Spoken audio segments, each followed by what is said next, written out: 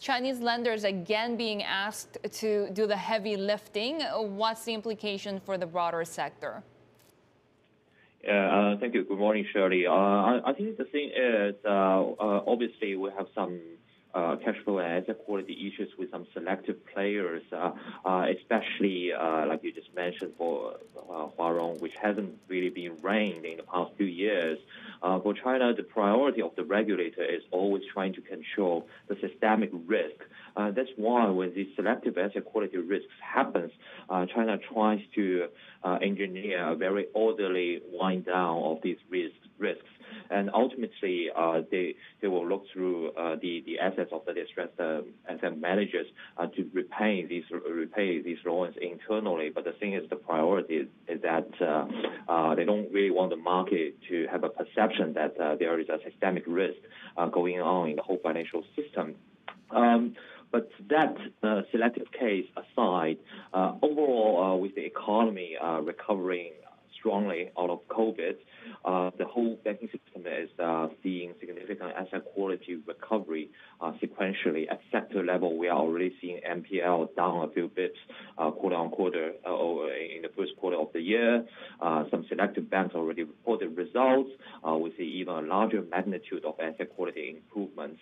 With the very slow earnings growth last year as the basis, this year actually we are expecting an acceleration of the earnings for Chinese banks across the board.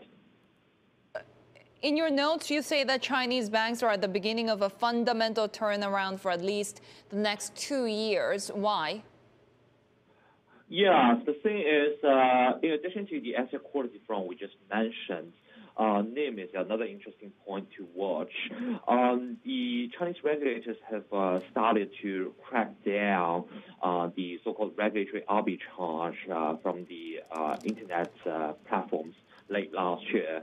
And this helps the Chinese banks to reduce the deposit funding costs significantly. On the other hand, we started to see, especially some joint stock banks, start to so-called merchandise their retail customer base, which leads to a lot of wealth management-related revenue in fee income. So NIM has been rebounding. Fee income is growing exponentially. CMB just reported 23% fee income growth in the last quarter. So asset quality, NIM, and fee income puts together a recovery, I would say a very strong rebound of the earnings profile. And also from their major shareholder, Ministry of Finance perspective, they are actually demanding for more dividend, which is giving even more security to secondary market investors in terms of dividend yields. That's why I think to look at Chinese banks over the past few years, we worry about asset quality, but now it is time to take a more pro-growth approach to look at them.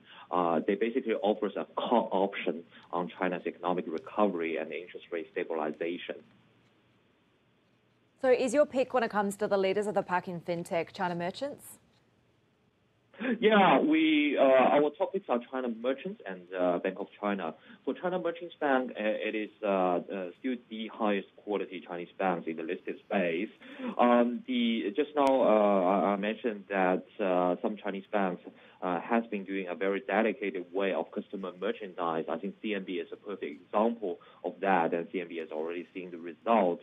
When this bank should trying to do their retail business, the matrix, the KPIs they are looking at are MAU, DAU, customer retention, like platform-related revenue, etc. The whole mentality of doing retail banking has changed from revenue focus to customer-centric.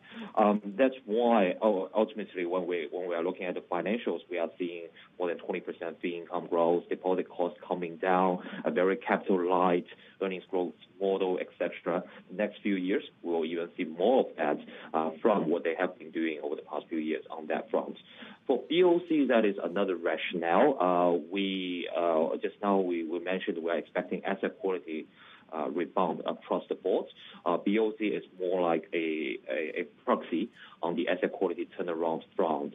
And in addition, they have a sizable Hong Kong business, which is also benefiting from the trajectory in NIM and asset quality. So we had a pause on the deleveraging process as China tried to get on top of COVID and the pandemic recovery. When you take a look at, when you talk about clearing and the improvement in asset quality, how long does that take? And how wide, I suppose, is the window, given a lot of people are saying what we're seeing with Huarong is just a harbinger of what happens when you have too much reliance on debt in China? Yeah, interesting point. I think that the thing is, you look at the way how Chinese regulators deal with these selective company-specific risks. I think, contrary to the market consensus view, the thing that Chinese regulators are confident to expose the Huarong asset quality issue actually shows that they are confident of the sector-wide asset quality recovery. In terms of time frame, I would say 2 years is probably a window for the regulators to do this deleveraging.